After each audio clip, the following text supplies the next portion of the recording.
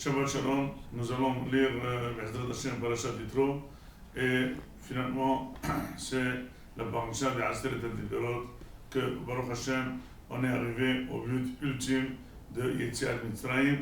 Dans Yetziat Mitzrayim on a très bien expliqué qu'il y avait 4 langages de délivrance, et finalement le 4e volet de la Géoula c'est Velakati Etrem Otrem Lileam que je vais vous prendre pour un peuple.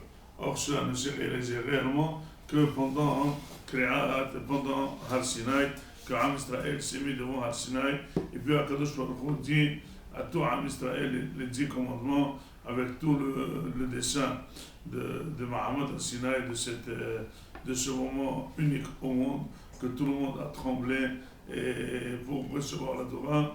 Et finalement, Akadosh Baruch Hu annonce les 10 commandements. Finalement, les 10 commandements, réellement, nous n'allons pas nous attarder là-dessus, ne sont pas quelque chose d'extraordinaire. C'est des choses qui sont vraiment connues.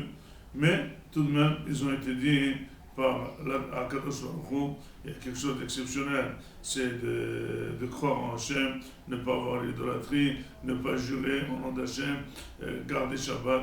Mais le reste, il est normal, c'est des choses qui sont plus ou moins dans tous les pays, dans tout le monde, que toute société régulière et bien installée se fait ses lois pour s'interdire les choses et se permettre les choses. Nous allons nous attarder sur une mitzvah fondamentale qui s'appelle Kabet et Avicha et Timecha Ve'lema'ani Arichon Yamecha. Ça veut que cette mitzvah elle donne une vie longue, c'est ça le Sachal qui est marqué, mais la Gemara raconte à la fin de Hulin qu'il y a quelqu'un qui faisait un très très grand kavod à ses parents et il est mort jeune, et la Gemara demande comment ça se fait que finalement la Torah n'est pas réelle, quelqu'un qui fait kavod à Vahem, il devrait avoir une longue vie. Dit la Gemara que c'est marqué que les Ma'ani Arichon Yamecha Be'olam Shekullo Tov Be'olam Shekullo Aruch, que finalement la longévité de la vie va se passer dans l'au-delà, dans l'autre monde et pas dans ce monde. Bon, donc finalement, celui qui fait Kavod Avahem dit clairement qu'il va avoir une longue vie dans l'autre monde.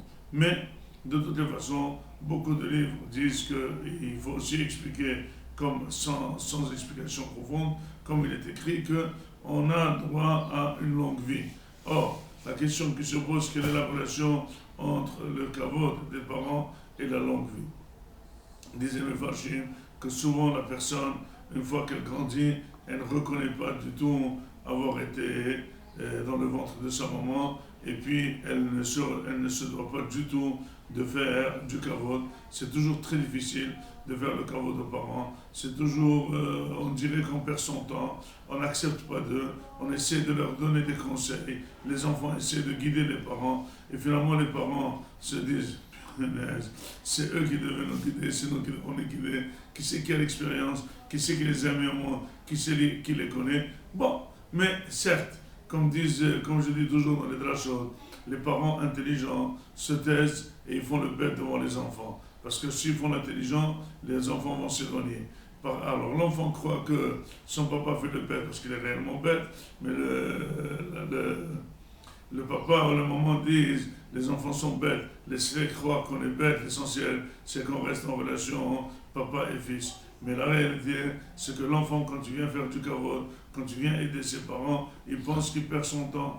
Alors dit la Torah que celui qui perd le temps pour les mitzvot, je lui allonge la vie, il aura un chèque en supplément. S'il devait avoir 80 ans, il a dépensé dans sa vie 5 ans pour servir ses parents, et bien le chèque augmente à 85 et ces 10 l'augmentera à 90. Donc ne crois pas que tu perds du temps, puisque tu es remboursé avec la mutuelle à 100%. La vie se prolonge de la personne qui fait le kavod au papa.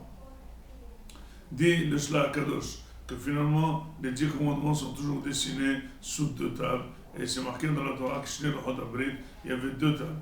La première table c'est 5 commandements, la deuxième table c'est les 5 commandements. Disent les Mefarshim, quelle est la différence? Pourquoi c'est pas une grande table? Et pourquoi c'est pas 4 et 6? Comment on a fait le partage?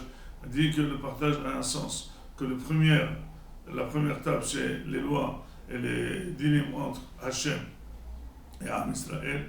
La deuxième table, c'est Ben Adam la Havero.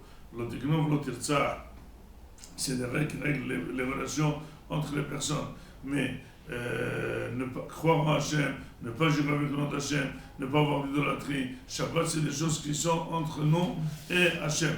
Dit le Mufafshin, dit le Shla Kadosh. Finalement, Kabed et Avicha Vetimecha devrait plutôt être dans la deuxième table. C'est la relation dans la société, c'est pas une relation avec Hachem. Dit le Shla Kadosh, non, justement, Kabed et Avicha Vetimecha, c'est une loi entre la personne et Hachem. Pourquoi? Parce qu'il dit que la personne, souvent, dans l'éducation moderne, on éduque les enfants à un laxisme tel que les enfants ne se sentent pas obligés de respecter de respecter les parents. Or, finalement, dit le Shla Kadosh, celui qui n'éduque pas ses enfants au kavod des parents, et bien finalement, ce monsieur n'aura pas de kavod dans la chaîne. Éduquer les enfants au kavod, comme c'est marqué dans Shulchan Aruch, qu'il faut craindre son père, qu'il ne faut pas s'asseoir à sa place, qu'il ne faut pas confirmer ses paroles, qu'il ne faut pas le contredire, qu'il faut le respecter comme il respecte une personne honorable, et bien ça, en éduquant ses enfants à un âge gentil, à un âge petit, à cette éducation, quand il grandit, on peut l'expliquer. Ça, c'est la crainte de ton père, mais il faut aussi craindre Akadosh Baruch Hu. Donc finalement, celui qui pense être bon avec ses enfants et les épargner de cette crainte, il les épargne aussi de la Shamaïm. Et c'est pour ça qu'on voit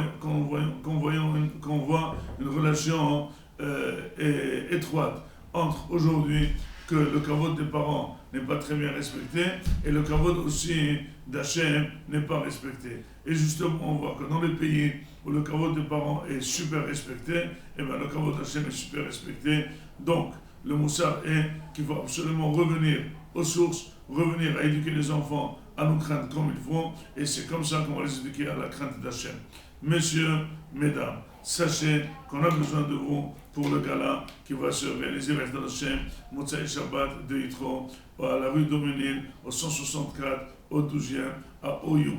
Nous avons besoin de votre soutien, nous avons besoin de votre aide. Sachez que vous ne nous soutenez pas, vous soutenez la Torah, vous soutenez l'arbre de vie, qu'Akadosh Baruch Hu vous donne toutes les envies que vous avez envie, toutes les bonnes envies, que vous ayez de la santé, de la prospérité. Sachez que aider la Torah, c'est attraper une branche de l'arbre de vie. Soyez-en sûrs, vous allez recevoir toutes les brachot de la Torah. Essayez de nous aider, que Hachem vous aide. Shabbat Shalom.